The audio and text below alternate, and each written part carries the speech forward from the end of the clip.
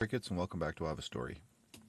In many of my videos, and even a recent one, I talk about discipline and respect. In a recent video, I talk about respecting guns and not putting your finger on the trigger. Part I want to share with that, I'm not a big gun enthusiast. I wish they had never been invented. Even more so, I wish bad people had never been invented and we could have these things and feel safe and use them for reasons other than just defense, like eating, getting food. And I like to be educated. I like to keep up to date. I like to see what's out there, and I watch every once in a while. I'll put on one of the gun show channels of various types, just different people talking about different things and listen to different aspects and ideas. But many of them I've watched people walk around for like 2 minutes with their finger on the trigger and waving the gun all around. I've reached out every time I catch that. I reach out to the channels and say, hey, not only is that not safe for you or the people around you, but you get tens of thousands, hundreds of thousands of viewers, even millions of viewers. And people take in what they see. And when they see that, you're liable to teach people the wrong things. And I'm so grateful that they have respected that. Every single channel I've ever reached out to about that has been respectful and came back and said, thank you. We're going to work on that. You're right. Not one person has ever given me conflict over it. Respect. But to tell you further respect that I have, and again, with what my life has been, and knowing that I have the Hulk inside me, I have to control that. And how do I do that? By all the little things in life that give me respect. You look out at this world today, go through X, and look at all the violence taking place because people don't know how to control themselves. Well, it starts with all the little things you do in life. One of which, anytime I go to somebody's house, I take off my shoes before I walk in their door. It's habit. It's a natural instinct for me to do it.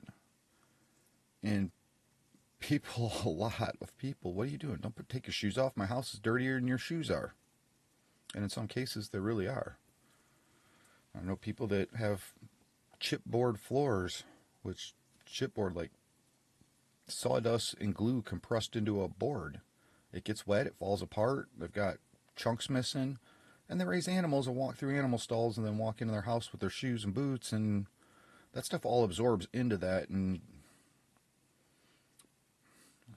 people don't know why they have so many health illnesses and all these problems. We learned, that was one of the biggest knowledgeable technological advances we have made in our history, is learning about bacteria and not living in feces and waste.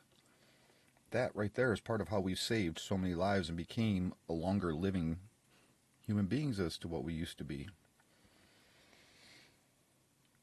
That's discipline and respect. I don't walk in even their house with my shoes on. I'm amazed at how taken back women are when I hold the doors for them. And I can't believe, has it really gone that far to the past that men respect women to the point where we open the door, hold the door, and let them walk in first? Did we also lose the knowledge and the little things along with that, like the fact that the men are the strong and we're supposed to not only respect women and children in the weak, but we're supposed to defend and protect them? I can't defend a woman and a child, whether I know that person or not, whether it's somebody I'm related to, whether it's just any random person on the street. I can't do that if they're behind me. If I open the door, I've already looked inside. And this is how I don't think about these things. It's just what I naturally do, and it doesn't take, you open a door, take 2 seconds, yep, there's nothing going on in there, and you hold the door and let them walk in. Now, if anything does happen to them, they're in front of you and you can see it. You're right behind them to take care of it.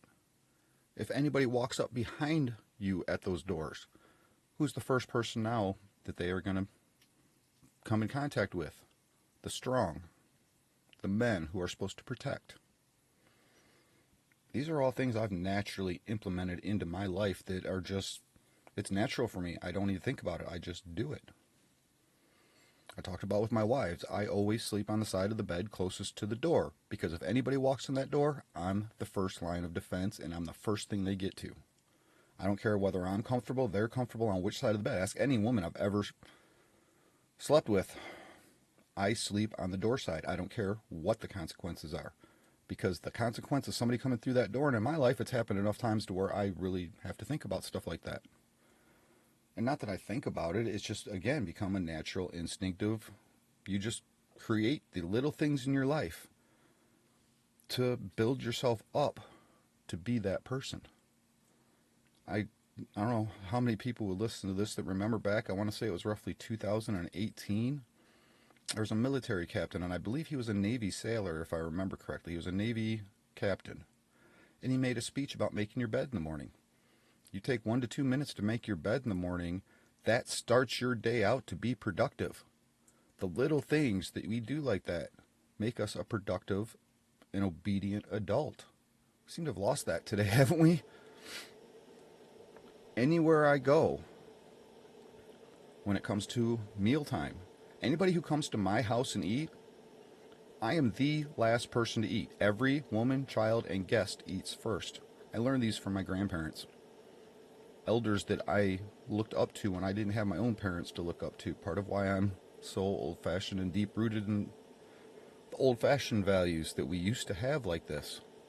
My grandfather taught me this. You let everybody else eat first. You sit back and you wait and you watch. And you let them get their plates first. If I go out in public and eat anywhere, women and children eat first. And I sit back, and every time I go out, even at church, our church did monthly meals. Once a month we'd all get together and bring a potluck. And every time I sit back and I wait. I let the women and children eat first. The men aside that, as long as it's not my house and my guests, if I'm a guest in somebody else's atmosphere, house, church, whatever, then the women and children eat first, and I'll step in front of men, and if men haven't gotten in line, and I won't wait for the men at that point.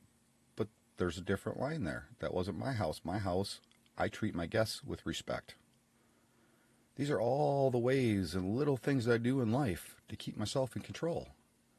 Because it's all the little things that really matter. It's the little things that make us who we are. It's also little things that make differences in other people's lives. One little smarty little whim that I can make somebody smile with can not only change their day, but it can change their life. It can bring them up and out of a feeling that they weren't being positive with and put them into one. And that can lead to another event and trigger another event and make a lot of positivity in life. Those are the ways I've tried to live and keep myself through the nightmare of what my life has been. These are all the ways I try to keep myself in control and in check. It really is the little things that matter.